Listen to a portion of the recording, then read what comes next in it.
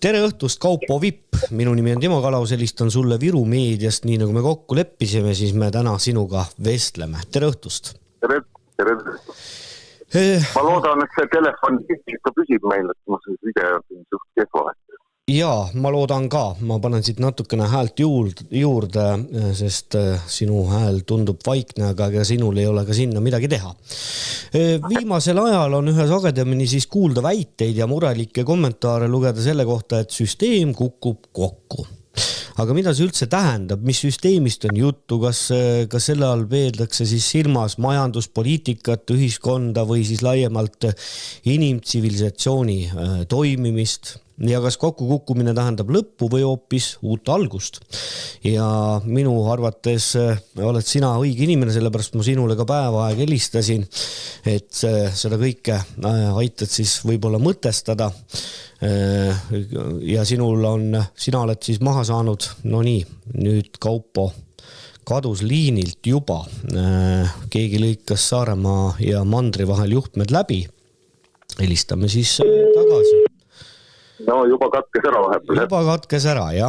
Aga nii nagu ma sulle päeval ütlesin, siis raamatud, mille sa oled kirjutanud, Globaalpohmelus oli vist aastal 2012 ja Lokaalravitsus 2017, mis siis minu andmetel uurivad sügavuti praeguse maailma kriise ja võimalusi uueks arengusuunaks. Et mina ei ole neid raamatuid, pean tunnistama, lugenud ja seda enam on minul hea sinu käest küsida, et millisel leheküljel me täna siis oma seisudega oleme, kui me räägime kriisidest, süsteemi kokkukukkumisest. Et hakkaks kuskilt siit otsast minema. Lehekülge.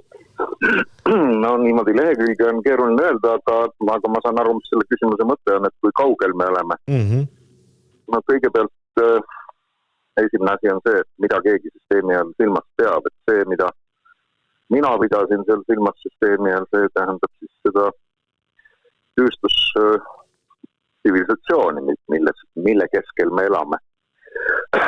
Ja ma sattusin sinna, ma ei ole seal midagi ise nagu välja mõelnud, et pean tunnistama, et kõik on nagu mingitest teadustöödest maha kopeeritud, aga lihtsalt keegi ei olnud seda nagu üheks tervikuks koondanud.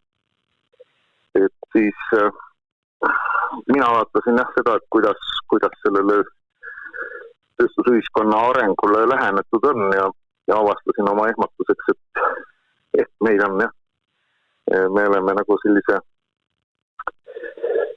väga ohtlikus faasis, mida nimetatakse kollapsieelseks. Sa vahepeal võid ajalt teha ka, et ma tean. Ja, ma kuulan sind, et ma olen tähele pannud siin otsesaates, et kui ma natukenegi köhatan vahele, siis see võib rääkija mõtted mujale viia. Et ma kuulan sind, jah. Ja, aga kui sellest põhimõtteliselt sellest süsteemist rääkida, siis see käsitlus on siis selline asi, mida nimetatakse biofüüsikaliseks käsitluseks.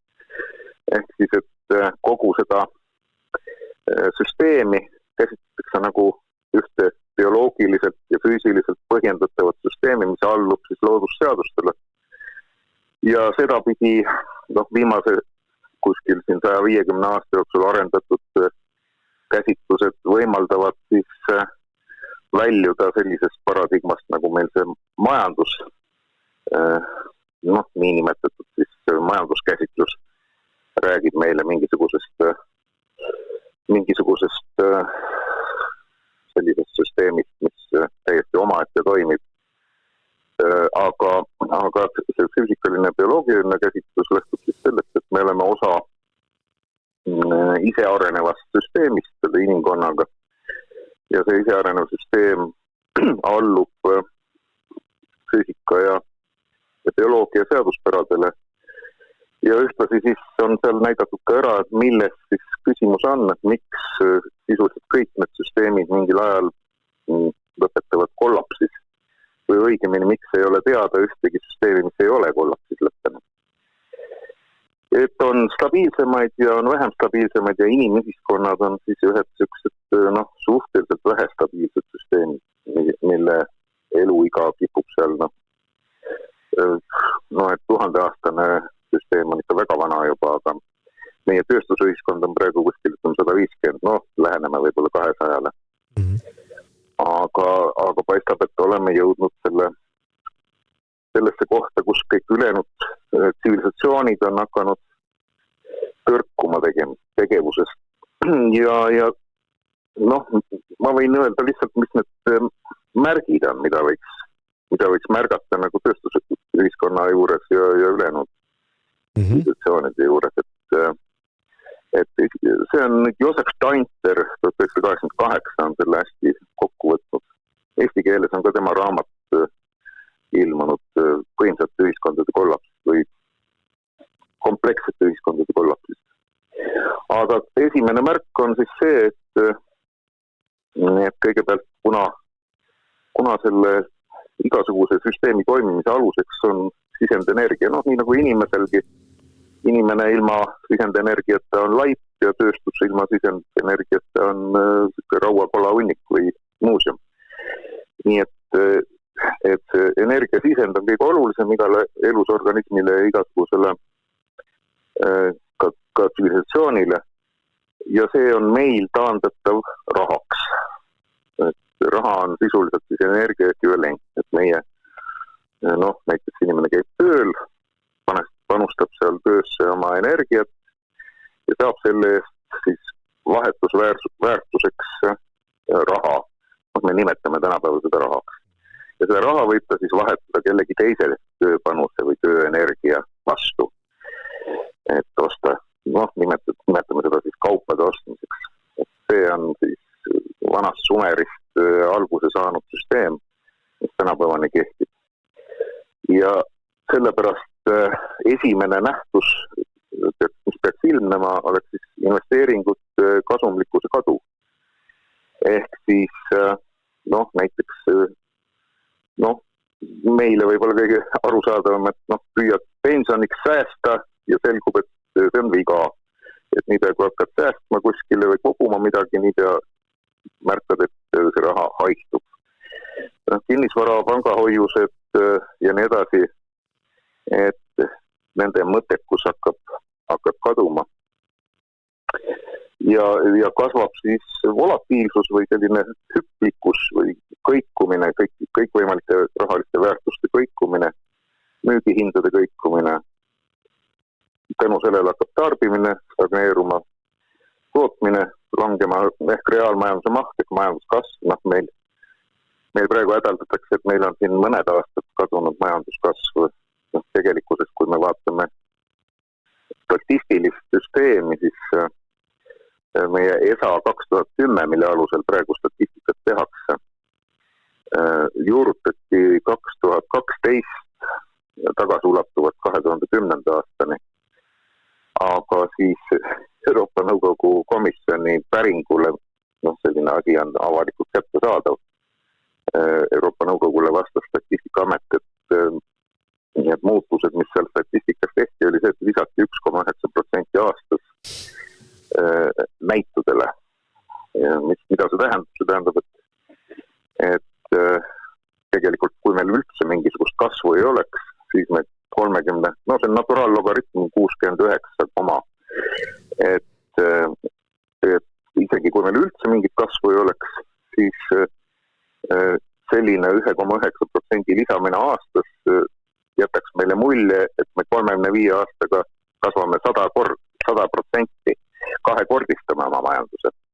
Aga kui me selle statistikatriki ära kõrvaldame, siis me saame vaadata nii-öelda varasemaga võrreldaval tasemel seda statistikat.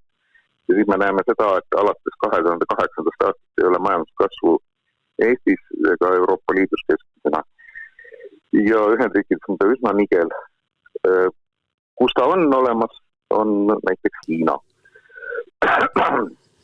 Aga kas tänu siis sellele, et see 2008. aasta majanduskrahh tekitas sellise olukorra, kus ei nähtud muud väljapääsu kui rahamassi kasvatamine. Millest on käinud läbi kõik eelnevad civilisatsioonid ka. Kreeka, Egiptus, Rooma, kõik tekitasid selle sama inimesed rahatrüki, näiteks Rooma puhul nägi ta siis välja nii, et 98% hõbedast koosnevat binaari hakati seal hõbedasisaldust vähendama, pandi järjest vaske juurde, kuni lõpuks oli ta 0,02% ainult hõbedat. Sisuliselt täpselt sama asi, rahamassi hakati kasvatama, aga see nende jaoks lõppes kiiresti peale esimest maailmasõda, näiteks Saksamaa kukkus sisuliselt kokku tänu sellele, et inflatsioon tekkis metsik.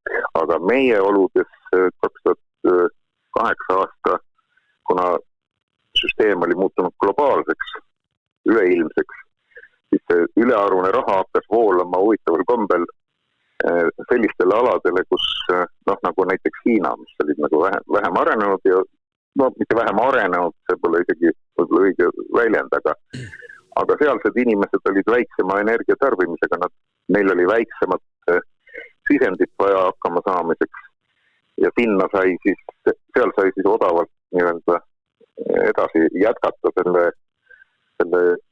selle tegevusega, mis Lääne-Euroopas ja Ühendriikides kuidagi hakkas kokku kukkuma.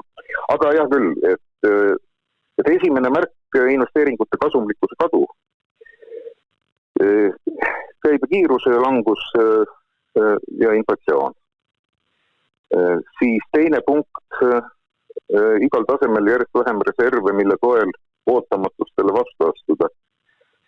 See siis põhimõtteliselt tähendab seda, et kui meil on mingisugused süsteemid, võtmesüsteemid, mida kindlasti vaja üle hoida, rahandus, taristud, tervishoid, haridus ja nii edasi, et nende toimimas hoidmiseks on vaja järjest suuremaid jõupingutusi ja näib, et need asjad, millega varem saime nagu väga lihtsalt hakkama, et need hakkavad järjest kiiremini muutuma täiesti ületamatuteks probleemideks. Et neid põhjuseid on väga mitmesuguseid, aga see süsteem ise käitub alati ühtemoodi. Siis kolmandaks, heaoluperioodil austust pälvinud igasugused ideed ja juhtstruktuurid ja nende vastu hakatakse avalikult ja laialdaselt lugupidamatust avaldama ja seatakse kahtluse alla nende asjakohasus ja kompetentsus.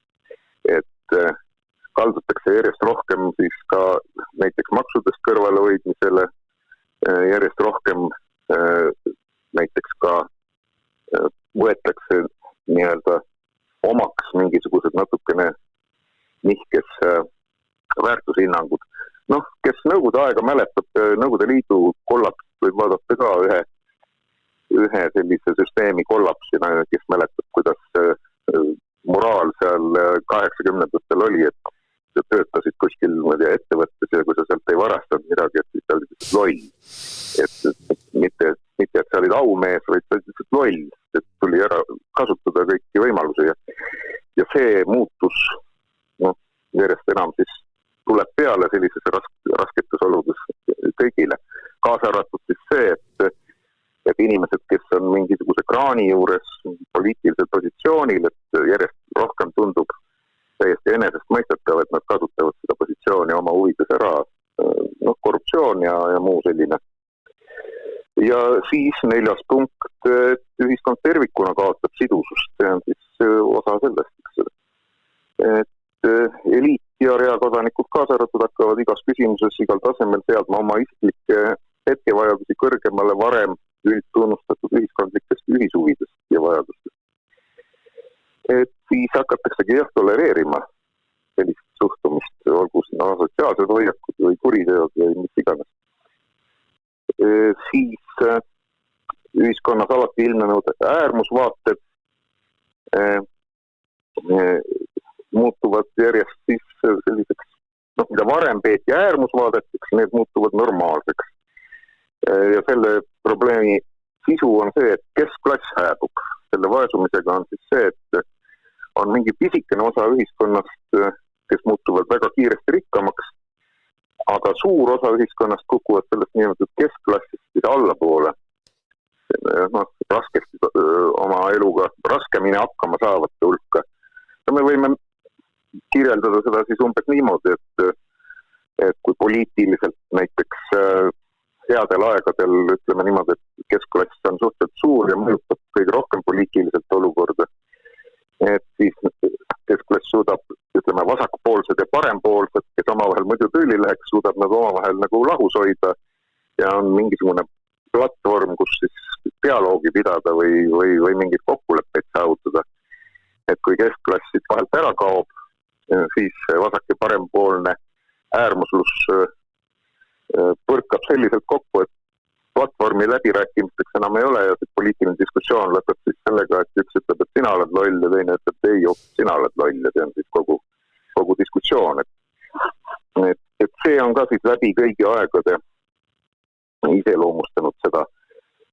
Ja siis on, võimustruktuuridel pole siis nagu sellises olukorras enam midagi muud teha, kui püüda siis suruda sellele vanast Roomast on see võib-olla kõige rohkem meelde jäänud inimestele, et leida ja vaatemänge, et soodustusi, toetusi, kodanikupalka või mingisugust, ma ei tea, võileiva raha või toidutalonge, et sellega on võimalik veel seda status quo'd või seda hetke olukorda nagu ülal hoida, et mida ta kipub nagu ära lagunema.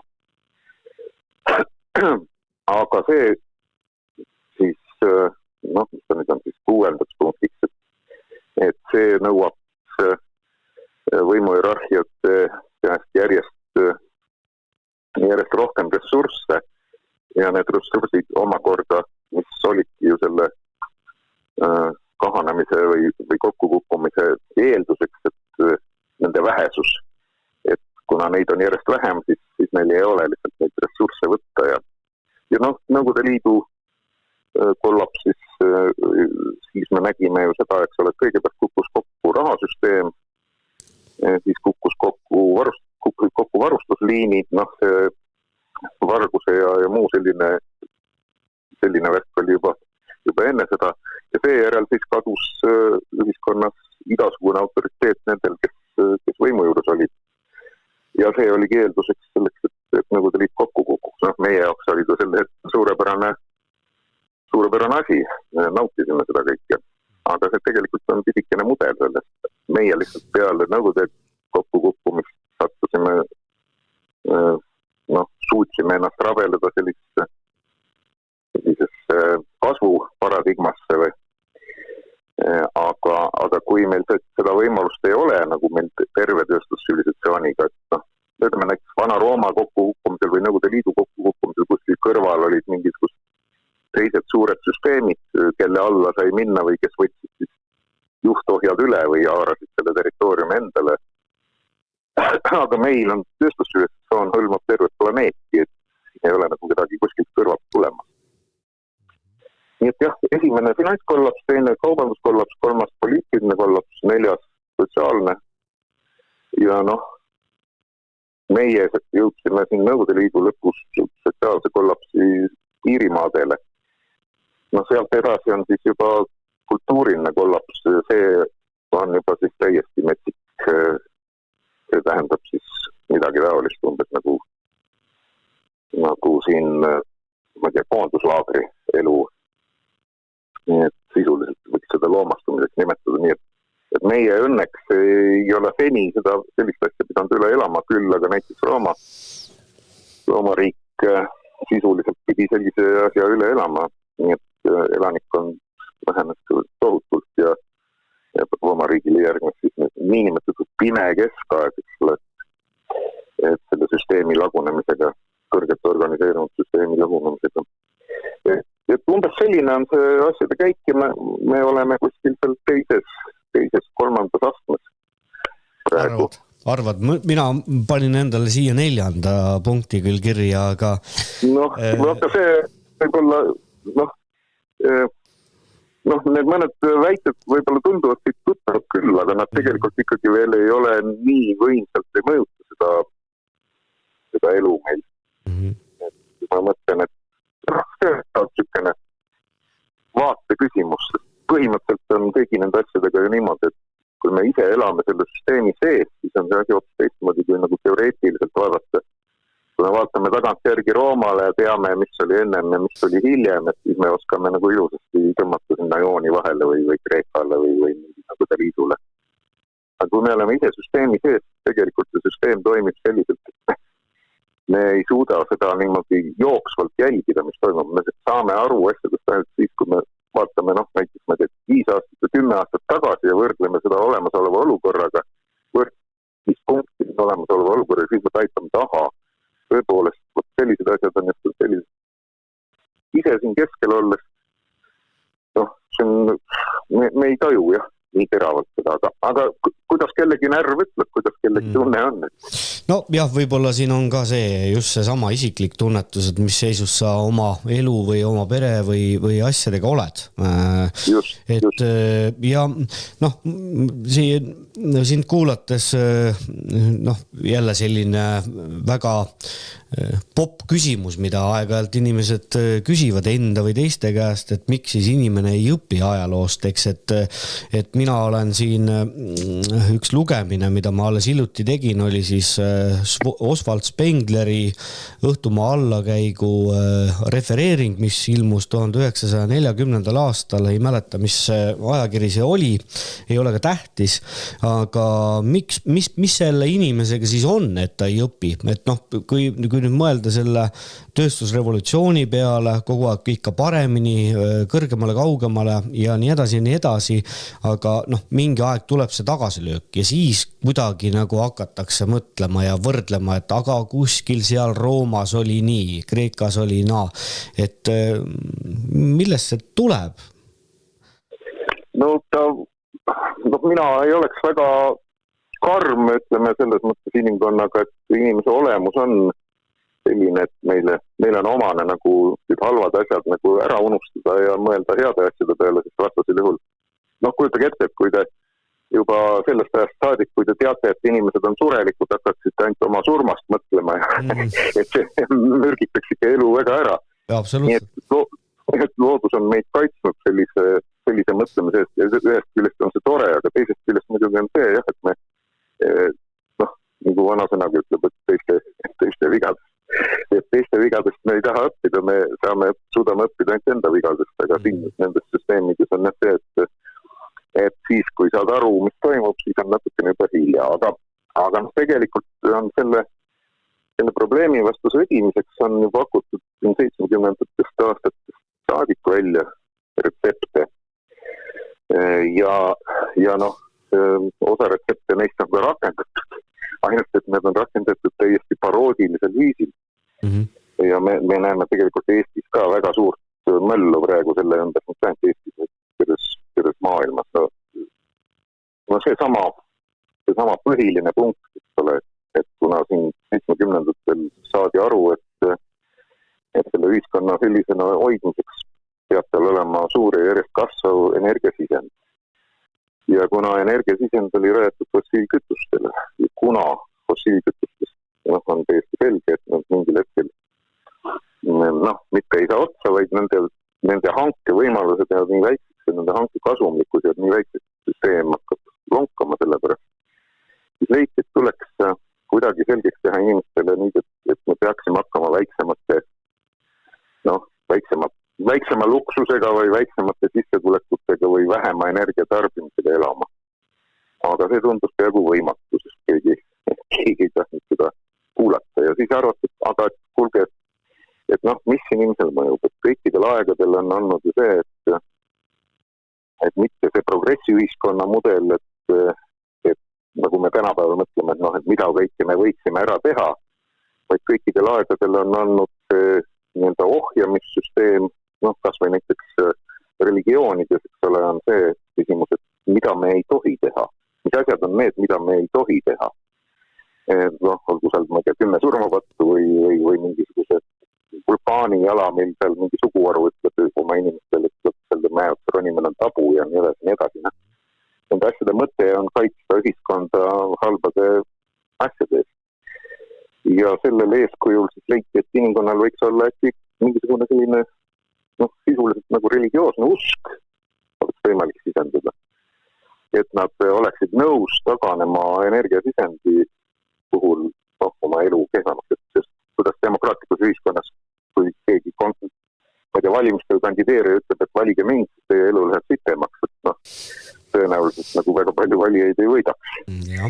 Aga kui nad usuksid, et tuleb teha see tagasiastumine, siis oleks võimalik asju muuta ja leiti, et üks selline võimalus on selgitada, et me ei tohi enam fossiilkütuseid kasutada, sest see rikub meie elu ära. Ja see hakkaski toimima, aga kuskil 80. lõpus, 90. alguses rahahaid nägid selles suurepärast võimalust teenida. Ja asi keerati iseenda vastandiks. Nüüd me näeme siis sellist jampsimist, nagu meil siin üle Eesti püütakse mingit meretuulikuid püsti panna ja räägitakse, et see on just ongi see, mida vaja on. Tegelik programm nägi ette seda, et rohepöörde programm algne, et Lääne-Euroopa ja Põhja-Ameerika osas vähendatakse iga inimese energia tarbimist ja jalajälgi 3 korda vähemalt. Ja kogu selle asja mõte oli siis see, et taanduda selliseks kogukondlikuks tegevuseks, et see suur süsteem ei hoia meid enam sellisena püsti, aga kui me ei taha, et asi lõpeb väga suure katastroofiga, siis taganeme vabatahtlikult. Aga praegu näidab, et asi on täielikult ebaõnnestunud ja tegelikult on mingid tüübid, kes arvavad, et peale mind tulgu või veeuputus, et nemad on nagu võitnud. No seal on ka, ilmselt on see omakasu või veel, sa siin ennem rääkisid nendest punktidest, et mulle vähemalt tundub, et kõik võimalikud on nad siis tuulikuprojektid, maavarade kaevandamine, Rail Balticut, kõik need suured asjad, mida siin tehakse, et see on nagu kuidagi, mina julgen selle hinnangu anda, see on veel selles viimases lõpus selline väljavarastamine oma heaolu tagamiseks. Nojah, ja ütleme, et miks ta selline nagu kõverpeegel on, tegelikult oli ka ju rohepöörde algses idees oli see, et kogukonnad peaksid, esiteks 3 korda võiksid vähendada energiatarbimist ja peaksid hakkama kasutama võimalikult lokaalseid energiasisendeid ja sealhulgas siis oli tõesti ka ühed nendest olid siis ka tuulikute kasutamine ja päiksepatereide kasutamine, aga see idee oli see, et need toimivad koha peal, umbes nii nagu üksikul saarel, aga ütleme siis niimoodi, et iga asula oleks nagu üksik saar, kus siis inimesed ise saavad hakkama oma asjadega ja mitte ei püüta tekitada olukorda, kus siis jätkatakse vanal viisil, et 24/7, 365 tuleb seinast elekter, vaid on nii nagu, ütleme, 100 tagasi oli, et ei läinud. Talumees oma viljakotiga veskimehe juurde ütlenud, et jahlata mul homseks ära, et sõltus ikka sellest, kas tuult oli või ei olnud. Kuni sinnamaale välja, et tööpäevad oleksid olnud nendel päevadel, kui tuul on näiteks, kus tuulika oli ainuke variant. Aga see on muudetud nüüd selliseks süsteemiks, kus luuakse kujutust, et meie energiaprobleem on võimalik lahendada selliselt, et me rajame hiiglaslikud tuulikud ja veame need üle mandrit kokku siis elektrivõrkudega. Niimoodi, et kui Põhjamere ääres tuult ei ole, et siis äkki on Vahemere ääres ja siis ühest teise jookseb kaabel. Mis on muidugi täiesti absurdne ja mis muudab kogu selle asja groteskiks. Iseenese vastand. Aga kasumlik on ta loomulikult, kes siin võrdlevad neid tuulikuid, need normaalsed, ütleme siin mingi 30 meetri kõrgused ja siis on siin 300 meetri kõrgused, need tahetakse panna, et seal on see, kes teab, kuidas ringi pindala arvestatakse, et tuuliku võimsus sõltub sellest, kui suure pindala tema piirik hõlmab.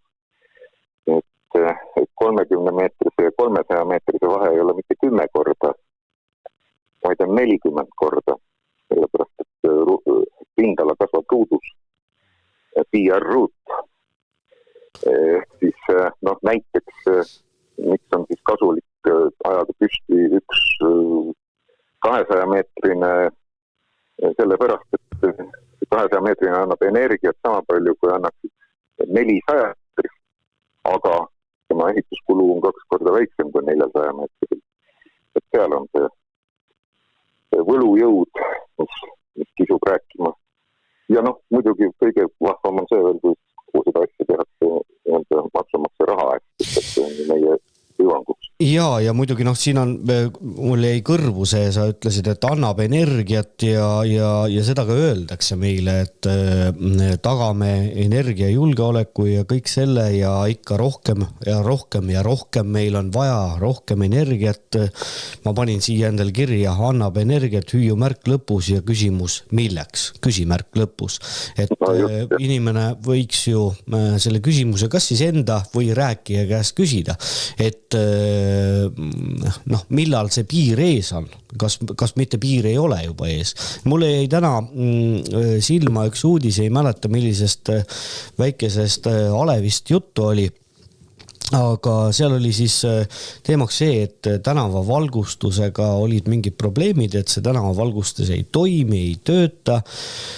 Ja ma nüüd ei ütle seda, et palun saate kuulajad, vaatajad, et ma sooviksin kuskile kiviaega, aga mina, mul on hea seda rääkida, võib-olla see võrdlusmoment on see väga lihtne minu jaoks, et ma olen ise elanud, kasvanud 6 kilomeetrit metsa sees, minu koolitee oli hommiku 6 kilomeetrit jala, õhtal 6 kilomeetrit jala jälle koju ja läbi metsa, ilma tänava valgustuseta.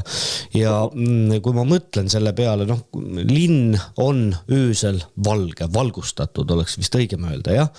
Et aga miks need asjad peavad nii olema, nagu nad on?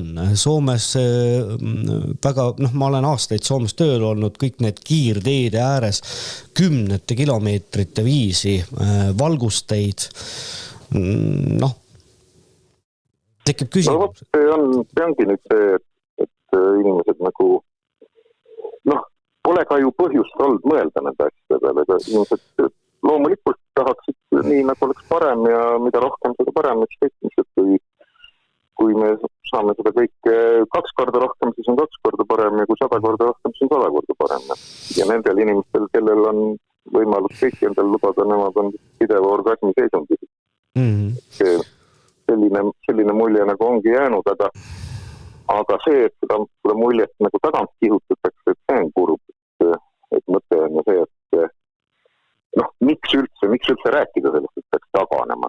Selle mõte, ainukene mõte on ju see tegelikult, et meid on praegu vast juba 9 miljardit ja sisuliselt me kõik sööme naftat, gaasi ja põlevkivi. Sest et härrasmees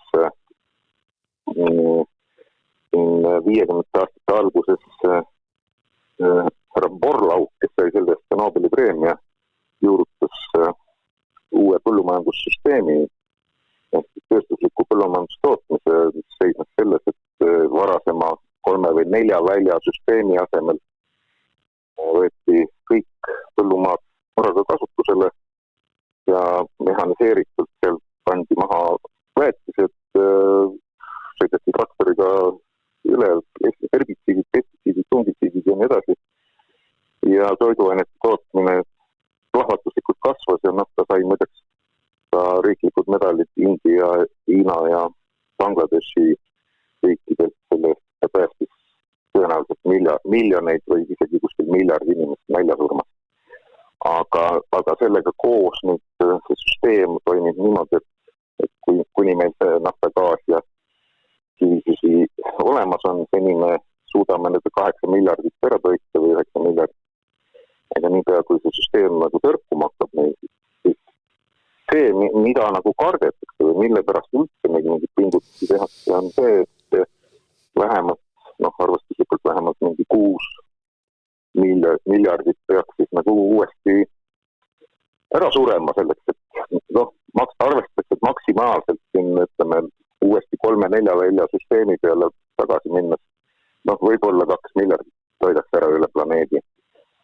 Aga see, mis sellest välja tuleks, seda ei taha keegi nagu ette kujutadagi, see on väga ebameeldiv.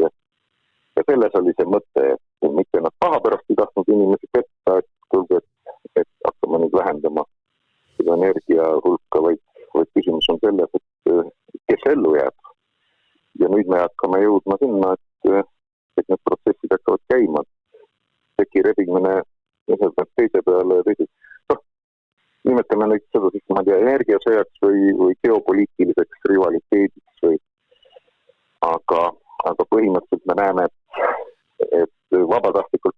keegi mitte ainult kasti minna ei taha vabatahtlikult, vaid ei taha ka oma elatustaset vähendada, nii et need riigid hakkavad ja rahvad hakkavad omavahel paratamatult ressursside pärast isklema. Me võime seda nimetada, ma ei tea, ükskõik mis moodi, me võime sellele anda mingi ideoloogilise varjundi või võime öelda, et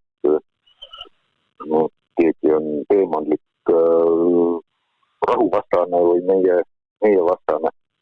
Üks pool teeb seda teise kohta, teine pool teise kohta, teise poole juhtide kohta, aga põhimõte on sama, nagu ta on 1000 aastaid olnud.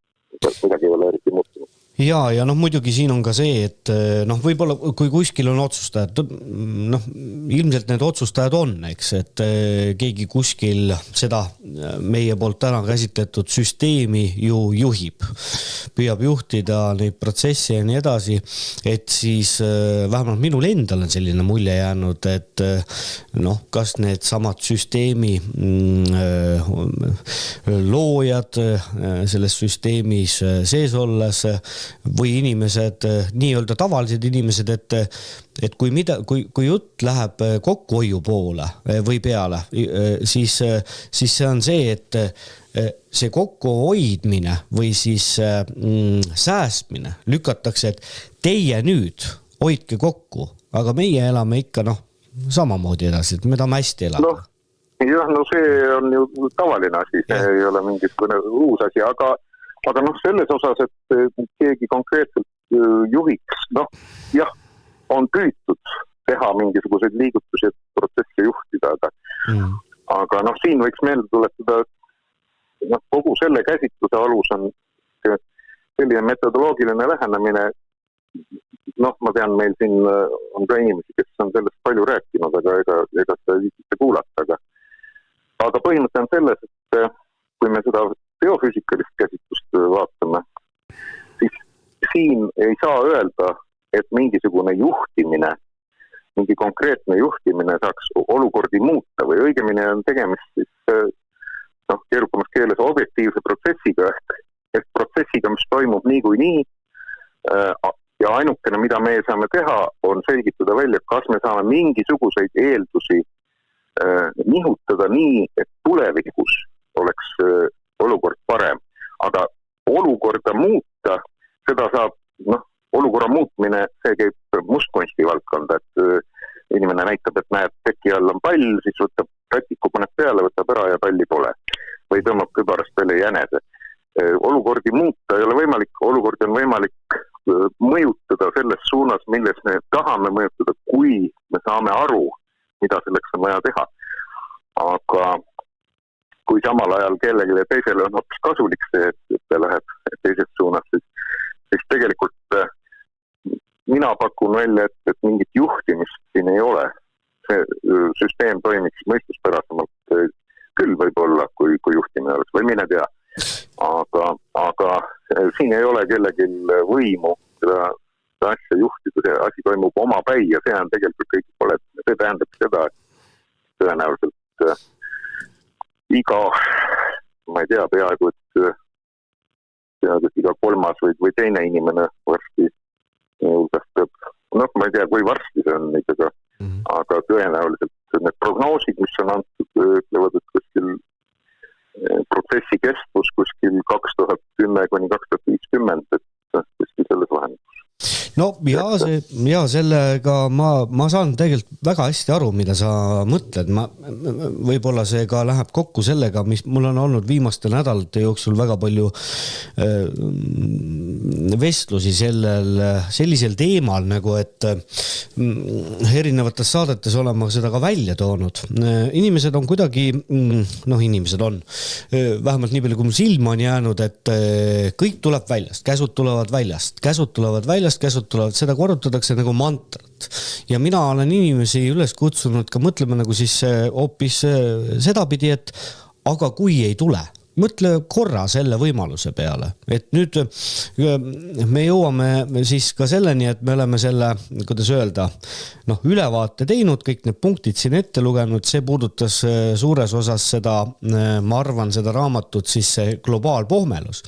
Ja nüüd, kui me jõuame siis selle lokaalravitsuse juurde, et siis Noh, kui me üldse räägime süsteemi varisemisest, siis see ju ei pruugi tähendada üldse katastroofi, vaid lihtsalt suurt muutust. Senise maailma lõpp võib olla ju uue valgus. Ja nüüd, kui me jõuame,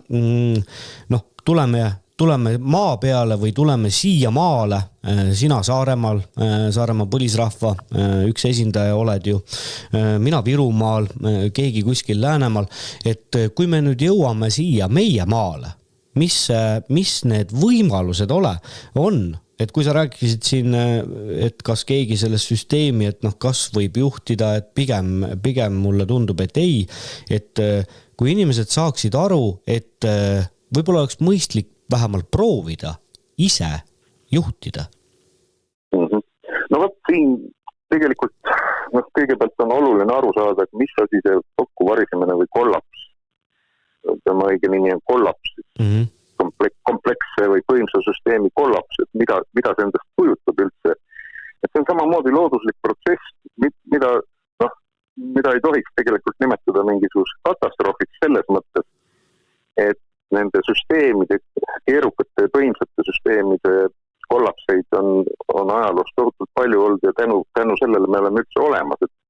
Et seda võib näiteks kujutada ette niimoodi, et võtame mingisuguse troopilise metsatuka, seal on aastatuhandeid arenenud, seal on järjest tekkinud mingid liigid, kes on järjest spetsialiseerinud mingisugusele väga erilisele, ma ei tea, ühe mingi konkreetse taime, ühe mingisuguse osa konsumeerimisele ja millegi muuga nad hakkama ei saagi.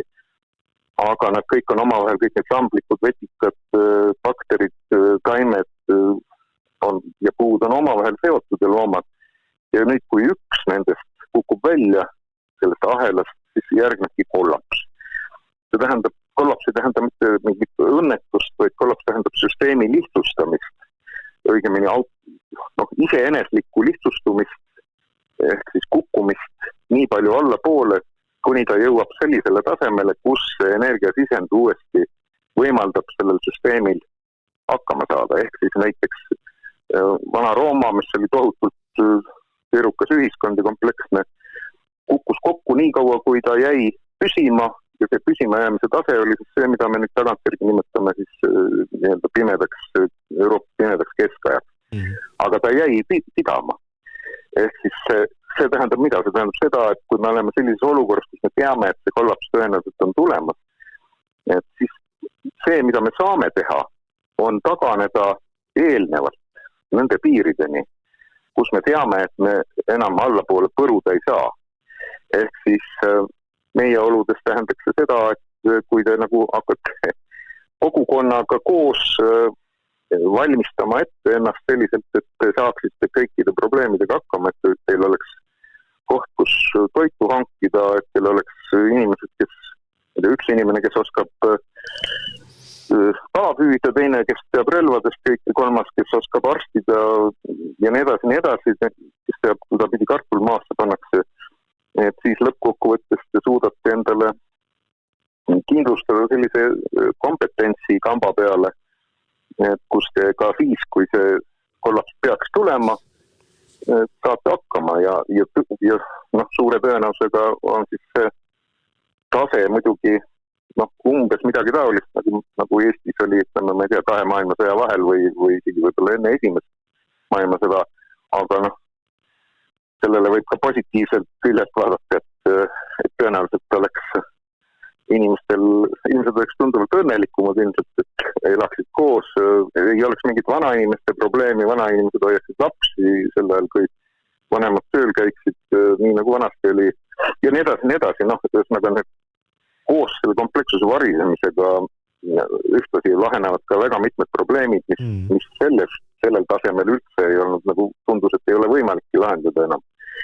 Et see ei ole, et selles mõttes see kollaps ei ole maailma lõpp, vaid see on süsteemi iseeneslik lihtsustumine, kuni ta kukub tasemele, kus ta saab pidama jääda. Ja siin teine asi, mida tuleb silmas pidada, on see, et kui me ei valmista seda taset ette, kus ta saaks pidama jääda, siis võib juhtuda, et see kukub sellest tasemest läbi.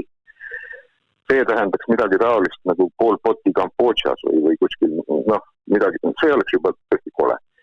aga kui me suudame valmistada selle ette, selle pinna seal, et noh, me käime kõik tegeleme oma endiste asjadega, aga ühtlasi kõrvalt valmistame endale sellise kogukonna ja seltskonna ette, kellega me koos saaksime hakkama ka siis, kui raskeks läheb.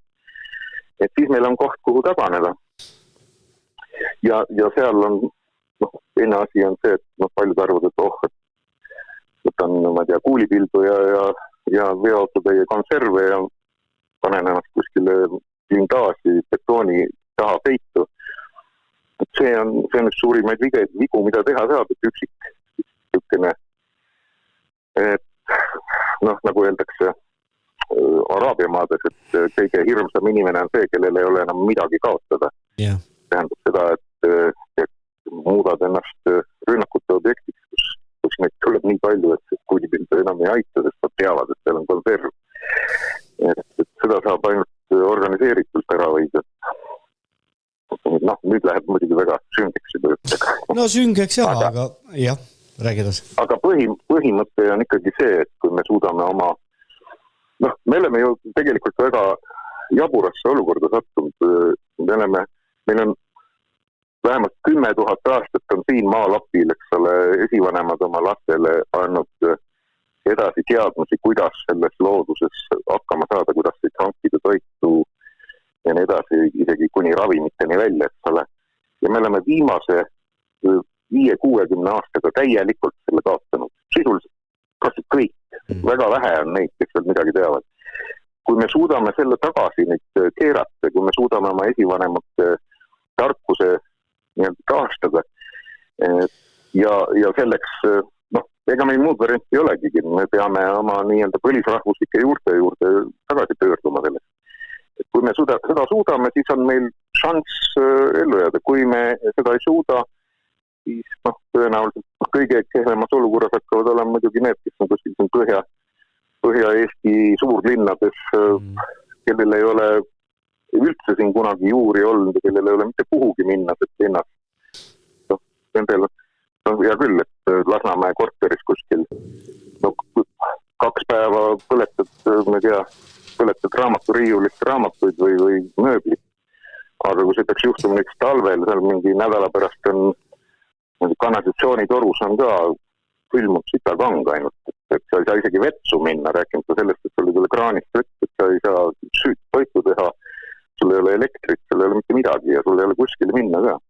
Ja siis on see, et kõige hirmsam inimene on see, kellel enam midagi kaotada ei ole, et olgu ta Juhan või Jaan või Ivan, kui ta näeb oma lapsi näljast nutmas ja juba pool minestamas, siis ta paraku hakkab tegema seda, mida ta suudab.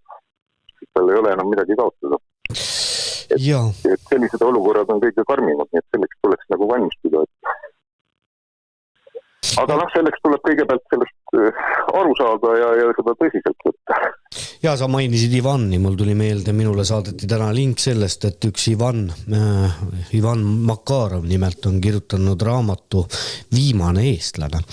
Et ma ei tea, millest täpselt seal juttu on, aga see raamat vist on värskelt välja antud, aga on see nagu on. Ma ei ole jõudnud sellega veel ennast kurssi viia. See oli 5 aastat tagasi, kui ma ühes saates ütlesin, et selleks, et minna edasi, tuleks minna natuke tagasi. Ei mõistnud ma vist ise ka selle asja mõtet sel hetkel, kui ma ei teadnud veel ei põlisrahva liikumisest, midagi rahvusvahelisest õigusest ja paljudest asjadest veel, siis täna ma tunnen, et ma oleksin just kui pesas ja on ka see mõte selge, mida ma mõtlesin. Aga ma pean sinu käest ära küsima ühe küsimuse. See oli aastaid äkki 10 tagasi, võib-olla sa mäletad, kas see oli ühes loengus või oli see intervjuu, pole oluline, aga sa tõid välja selle, et siin maal on 5% neid inimesi, kes tegelevad toidu kasvatamisega. Kas sa mäletad seda? Ja. Et see, kui ma võtan nüüd, et võib-olla ma panen täppi ja see oli 10 aastat tagasi. Mis sa arvad, milline see protsent täna võib olla? Ma arvan, et ega ta ei ole väga muutunud. Osad on loobunud, osad on hakanud tegelema sellega, aga ega ta ei ole. Ma arvan, et väga palju, pigem on langenud, aga see huvi tegelikult on kui vaadata ringi, siis see huvi selle vastu on tõusnud, nii et juba see on hea asi. Inimestel ei ole lihtsalt nagu stiimulit praegu. No, ma siin kasvatan ka oma näiteks tuhlist kartulit ja muud asja. No loomulikult ma saan aru, et poest osta oleks tunduvalt odavam seda, kui ise kasvatada lõppkokkuvõttes. Aga küsimus on lihtsalt selles, et mitte lasta kaduma seda. Ja see maitsevahe muideks võin keegile kinnitada, olgu see kurk, tomat või kartul. See maitsevahe võrreldes selle pestitsiidide, fungitsiidide ja väetiste peal kasvanud asjadega, see on täiesti, need ei ole võrreldavad üldse. Aga see muidugi, ma arvan, et paljuski on see sama nagu selle täisväärtusliku toidu mõte on pannud inimesi tegelema nende asjadega, aga et sellega tasuks ka tegeleda lihtsalt sellepärast kas või, et teil oleks mingisugune varu asju, mida on võimalik üldse maha panna, sest et tänapäeval juba see hakkab muutuma keeruliseks. Üldse mingid iganevad seemned kokku saada, aga muidugi kõige tähtsam kogu selle asja juures ilma igasuguse maa harimise ja igasuguste kogukondade kõige tähtsam on tegelikult see, millele igaüks saab kaasa aidata, et me ei laseks nüüd veel viimaste aastakümnete juures ära lagastada seda viimast lootust, mis meil on, et see sama meid ümbritsev loodus on meie viimane lootus tegelikult, sest kui me selle laseme ära hävitada ümberringi kõik võimalike megaprojektidega peaks tulu tootma mingitele hiigel-triljonäridele, et siis me oleme küll läbi omadega, siis ei ole meil enam mitte midagi teha. Nii et nendele hiigelprojektidele vastu seismine on selline asi, millega igaüks saab kaasa aidata oma paremale tulevikule. Ja see võib-olla ongi siia lõpuossa väga hea ja mina hakkasin tõepoolest mõtlema, et ma loodan, et me see aasta virulastega jõuame ka Saaremaale, ehk ma saan siis ka Saaremaal kasvanud kartulit maitsta. Ja tõepoolest, et kui inimene on harjunud võib-olla, ma usun, et suur osa inimesi ja see ei ole üldse halva mõttes mõeldud, aga Poola kartul ja kõik see, et ja kui sa nüüd saad maitsta ikkagi seda, kas ta on siis Saaremaal kasvanud kartul, siis seal ilmselt ikka on vahe sees. No ma soovitan, kes selles kahtlevad, ma soovitan minna poodi ja osta üks Marokko kurk ja üks Marokko tomat ja siis proovida, kas keegi arvab ära, kumb on kumb. Samasugune lämmastiku maitse jääb mõlemad. Ja. No vaat siis nii. Lõpetuseks ma siiski ütlengi seda, et mulle meeldis see mõte või mis sa välja tõid, et kui me räägime nüüd sellest süsteemi kokku kukkumisest, et see ei ole mingisugune katastroof, vaid jah. Hallo? Ja, et see ei ole mitte maailma lõpp. Et pigem uue algus. Absoluutselt, jah. Nii, aga ma väga tänan sind ja kahju, et ei ole võimalust teha füüsiliselt kuskil stuudios neid sinuga saatud väga huvitav vestlus oli. Ma lõpetuseks küsin siis sinu käest võib-olla sinu jaoks ootamatu küsimuse, aga Kaupo, mis muusikat sa kuulad? Mina olen paadunud melomaan ja progefänn, progerocki fänn. Kas sa tahad öelda, et sa paneksid mingisuguse asja peale? Ma laseks sul siit ühe loo. Oota, kuule, siis ma võiksin sulle kohe öelda, pane Pink Floydi Great Gig in the Sky. Ilmselt teatud. See on 73. aasta plaadid, et tahaks aidata nii. Nii, oota, mis see loo pealkiri oli? Great Gig in the Sky. Kolmas lugu vist. Ja, ma vist leidsin selle ja leidsin ülesse. Huvitav on see, et keegi on veel Pink Floydi minu käest küsinud, aga ma ei mäleta. Kuule, see mul vist tuli meelde. Ma loodan, et ma ei eksi, aga Pink Floydi tellis Tiit Maran. suvel. Väga hea maitse. Hiiumaalt. Ja, oli vist. Nii, aga aitäh sulle, Kaupo. Ma lasen nüüd siis inimestele arvata, mida nad tahavad sinu jutu peale arvata või öelda, mõelda. Igatahes suur tänu sulle ja 3. raamatut vist plaanis ei ole? No praegu on olukord selline, et vist ikkagi tuleb teha, sest et esimese ma tegin sellepärast, et ma lihtsalt ei saanud seda enam enda sees hoida. See oli nagu, kui oled mingit halvaks läinud asja söönud ja et siis kutsub vahel üks pisikene majake, kus sa saad need pinged välja. Et minu jaoks oli see tõeline purgamine, et ma lihtsalt valasin endast selle jama välja. See tekitas minus ängistust.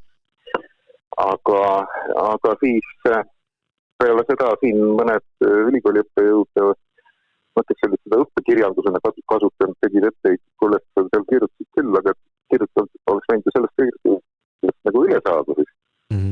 Sellest ja soovitas mitmes eri kohas soovitati nimi ka, et kui eelmine oli globaalpohmelus, siis see oli nagu lokaalravitsus.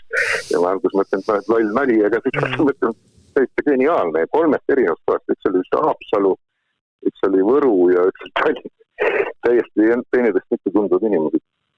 Aga nüüd on hakatud rääkima, et võiks nagu kokku võtta siis, et mis seis on ja kuidas asjad on arenenud ja nagu ühtlasi meelde tuletada põhimõtted ka sealt esimesest ja teisest.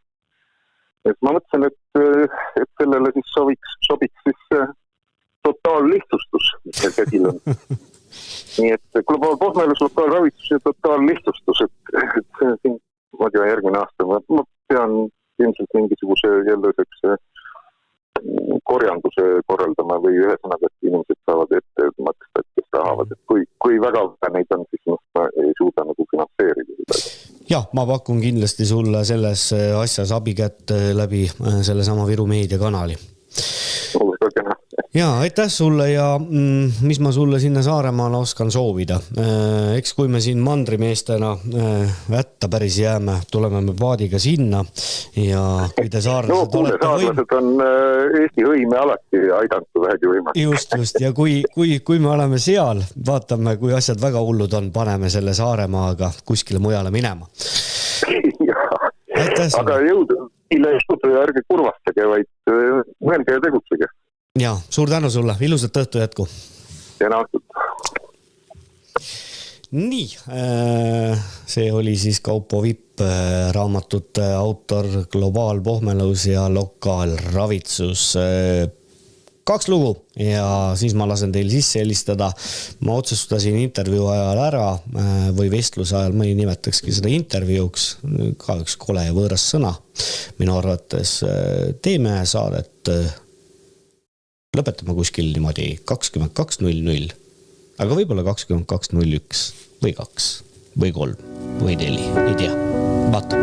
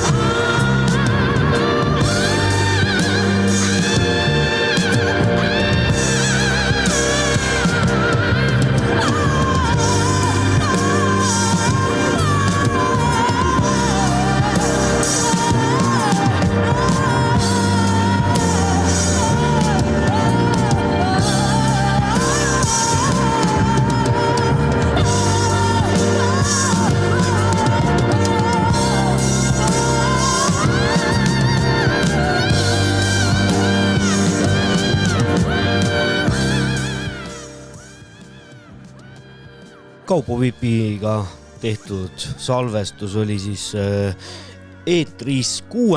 novembril 2025. Tänan omalt poolt neid inimesi, kes on meie tehtud saateid jaganud, hea sõnaga toetanud või rahalise toetuse teele pannud. Suur tänu teile!